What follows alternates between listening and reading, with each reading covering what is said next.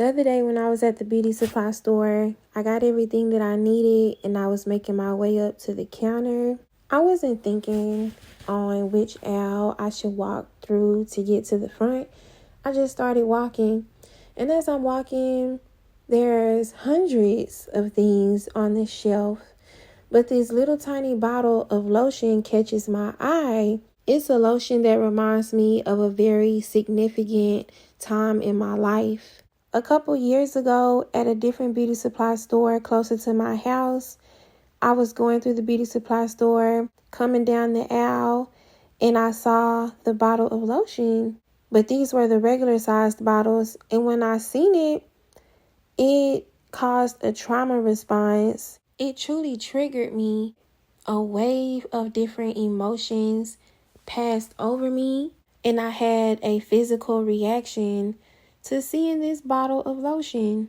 But the reason why this particular lotion is so significant to me is because back when I was in high school, my mom used to wake me up for school in the morning, and most days she would have to massage me in order for me to get out of the bed. Like, my body would just be completely locked up in pain. I could barely move. I could not even get out of the bed on my own without her massaging me. We fought to get massages approved through my insurance, and there was this particular massage therapist that I used to go to. This woman actually fought with the insurance company as well to not only keep my massages, but to extend them. And she also would give me longer massages at no extra charge. And when I would go there, she had like this hot tub, and she would bring me trays of fruit and stuff. And I would get in that tub and just fall asleep. It was just such a huge relief on my body. And when I would fall asleep, she would let me stay in there for longer periods of time. And when I would wake up, she would say, hey, I had your fruit, but you were asleep. I didn't want to wake you up. And so I would eat the fruit. And she would bring me into the massage room. And the lights would be dim. It would be soft music playing. And this same bottle of lotion is a lotion that she would use. And like I said, it would be such a relief to my body. I would feel so much better when I would leave. But by the time that I would get home, all of that manipulation would backfire. It's as if I would have to pay for all of that relief that I would experience. Like, all the pain would just hit me like a ton of bricks. But you can't tell me that that woman was not a follower of Christ, because her spirit, the atmosphere in that massage parlor, looking back, the way that she treated me, this woman treated me like a queen. She knew what I was going through, what I was experiencing, of course. And she just really tried her best to service me in a way that was out of such pure love. So the reason why I had the response that I had the first time that I seen this bottle of lotion is because looking at it made me think directly back to how traumatized I felt, how tormented I felt, how haunted I felt. And at that time in my life, I had not truly healed from what I had experienced in my mind. Even though I physically was not hurting the same, I was not physically hurting as bad, I still most definitely had not healed from that in my mind. Because we think that when we're not going through something that we once went through, or it's not as bad as it once was, and we don't think about it, or we pushed it so far back in our minds that it doesn't exist anymore. But something so simple as a bottle of lotion reminds us of such a traumatic time in our lives. But fast forward, when I saw this tiny little travel-sized bottle of this same lotion, I didn't have that same response. I looked at that lotion and I felt peace and I felt victory. I felt like an overcomer. And I bought that lotion. I would just go in my purse and put it on my hands or just smell it and be reminded of a time that I once experienced that I no longer experience anymore. A time that I thought I would never receive peace in replace of, and I smile. Here recently, I thought back to a therapist that I used to see, and she used to always ask me, "How are you feeling today?" And I would say, "I'm okay, I'm fine." And she would be like, "No, okay, it's not an emotion. Fine is not an emotion." This lady would literally pull out a feelings wheel and be like, "Which one of these feelings are you feeling today?" And I remember they used to just, they used to really annoy me. And I would just be like, "Girl, can we just go ahead and start this appointment?" And I don't know, it's like God began revealing to me, or he brought that back to me to think on how it was a time in my life, and I'm sure a lot of y'all's lives, where people were like, "Oh, how you doing today? Oh, how are you?" And you just like, "I'm fine, I'm okay." But you really breaking down. You really drowning. You really need help. You really need somebody to throw you a life vest. You really need somebody to save you. You really need to be rescued. And just to hear yourself say, "Oh, I'm fine. Oh, I'm okay," killed you, because you know you're not fine. You know you're not okay. And that's why I used to hate when she would say, "No, fine is not a feeling. Okay, it's not a feeling. How do you feel today?" And I feel like the reason why God brought that back is to say, you're not hiding anymore. You're not masking how you feel. You're not fighting a silent battle anymore. You aren't crying alone anymore. If that woman were to ask me, "How are you feeling today?" I would say I feel at peace. I would say I feel joy. I would say that I'm happy. I would say that I'm excited. I wouldn't say that I'm okay. I wouldn't say, "Oh, I'm fine." Another thing I want to talk about is how the other day I went out to eat with my family, and at first I wasn't going to really do my hair or really put any clothes on, because I'm still trying to come out of that, I almost said do my hair and put on some nice clothes for no reason, but girl, it's not for no reason. But I was just like, let me get in here and lay these edges down. Let me go in here and put my little skirt on and my little sandals I just got from Didi's, girl. But I was just feeling real cute. I even did my little brows. And so we were just sitting down at the table, and I don't know, I just had this strong sense of peace, joy, and comfort. It felt like I was literally drunk off of comfort, drunk off of peace. I felt so much peace in my body, peace in my mind, peace in my soul. And I was just sitting there smiling, and I'm looking at everybody, and I'm hearing people talk and stuff. But at the same time, I'm just in my own little world, and I'm just quietly sitting there humming some worship music a little bit. And I just caught myself. I said, wow, this is the peace that I dreamt of. This is the joy. This is the comfort that I dreamt of. God would start saying, "I'm going to use you, and your life is going to be blessed." And people would prophesy, and they would say all of these big extravagant things. And I would be so irritated and agitated. And I would just say time and time again, "I don't care about that. I want to feel peace. Give me peace. Give me peace. Give me comfort. I want to be happy." So sitting in that restaurant, feeling how I was feeling, I thought, wow, this is the peace that I thought was literally impossible, and it's here.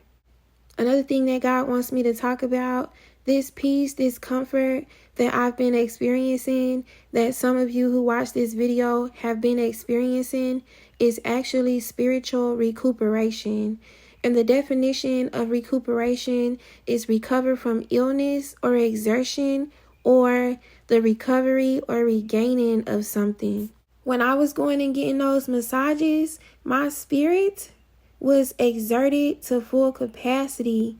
My spirit was completely, utterly depleted, barely had any signs of life. But God is saying, you have received spiritual recuperation. You are going through spiritual recuperation. God is truly recovering your spirit. You're regaining peace in your spirit. You are regaining joy in your spirit. The joy that God gave you, the peace that God bestowed over your life before you were ever even formed. Your spirit has made peace. Just as Psalms 116:7 says, be at peace again, my soul, for the Lord has been good to you. Be at peace again, my soul.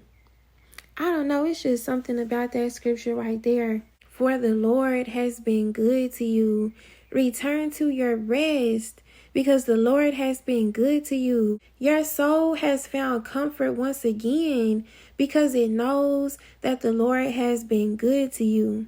Then yesterday morning, I was asleep, and in my sleep, I was thinking or talking out loud. I could hear my voice, and I was talking again about how that therapist used to ask me, how are you feeling today? And in my sleep, I was thinking about how I mentioned in this video that, it was a point where I did not want to be confronted with how I truly felt, but I don't feel like that anymore, or I'm not hiding or masking from my hurt anymore. And so then God asked me, well, then how do you feel? And right when he finished saying that, before I could even have a chance to answer, I heard cha-ching. As soon as I heard that, I just jumped up out the bed, and I didn't know what that was or what that came from.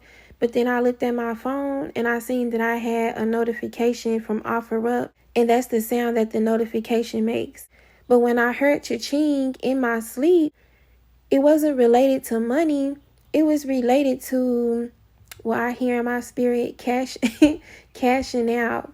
In the sense that I felt like I had everything that I needed, or everything in completion, or everything was coming together. I really could not put that feeling in exact words, but I feel like y'all gonna know what I mean.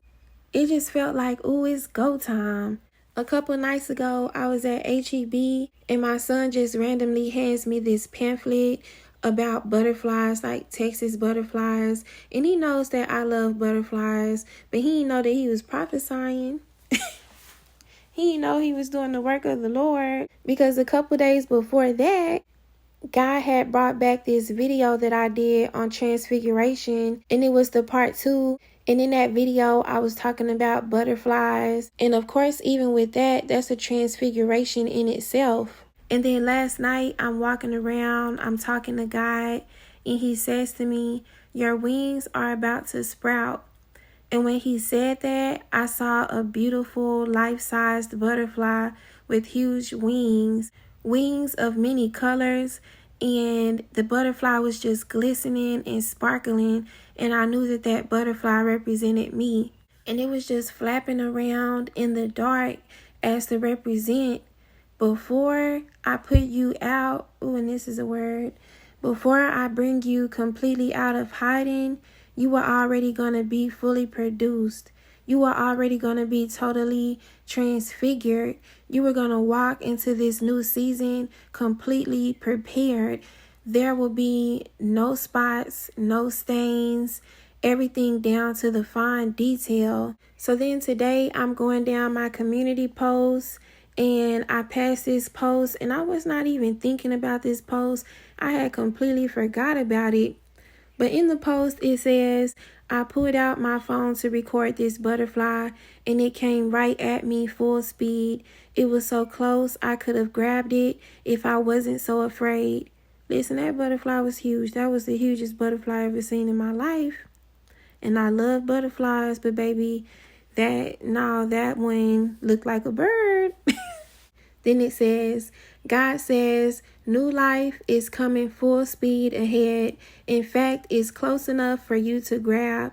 Will you be afraid, or will you embrace the unknown and trusting in God's glory? Get ready to be in awe. Get ready to spread your wings. Get ready to fly.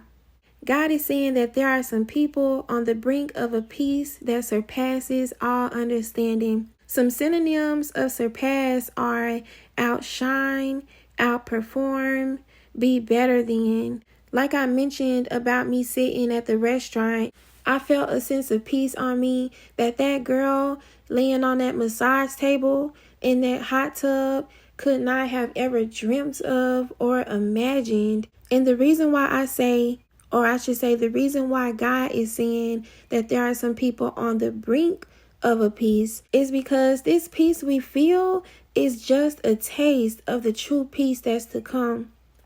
We will wake up and go to sleep every day of our lives drunk in the peace of God. I mentioned this in another video, but I'm going to mention it again. There's a room somewhere in heaven. We all each have our individual rooms. And these rooms are what God calls the surprise room. We all have our individual surprise room. And God showed me a vision of him in my surprise room. And he was sitting on the floor. And it's like he was admiring all the gifts that he has for me.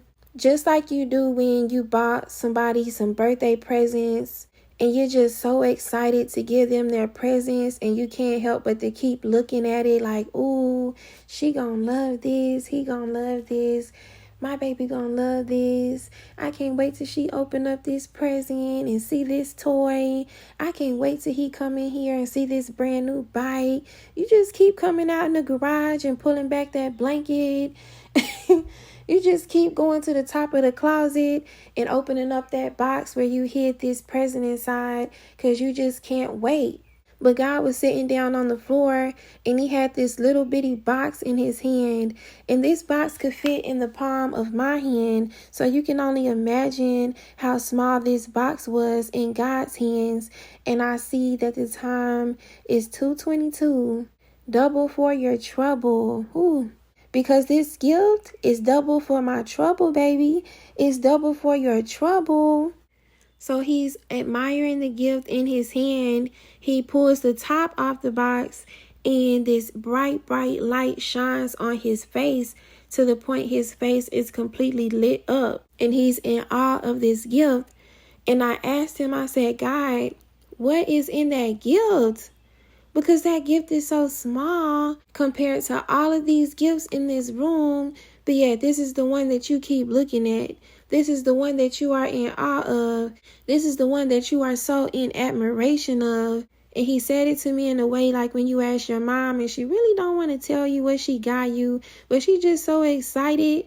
She tells you anyway, but really doesn't want to spoil it. And he says, there is peace in this box. A peace that surpasses all understanding. And I can't lie, I was kind of like, peace? I just wasn't thinking that he was going to say peace.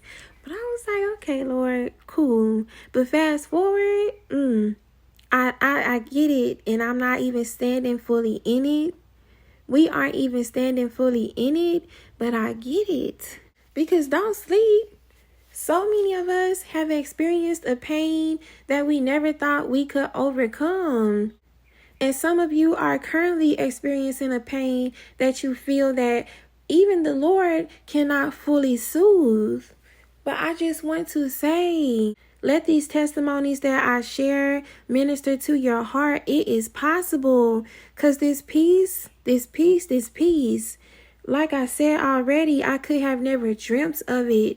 I truly could not have dreamt. It has truly exceeded my small, tiny, human understanding. The peace is the indication that the joy is coming in the morning. The peace is the indication that this is truly new life. Who cares what it looks like? Let your peace testify. Just as Chris mentioned, the brother that was on live with me, he was in the hospital when I talked to him. I talked to someone else that I connected to through my YouTube that was living out of a tent. Some people that I've talked to are facing eviction. Some people are living out of their suitcases with little to no money, with no clue where they're going next.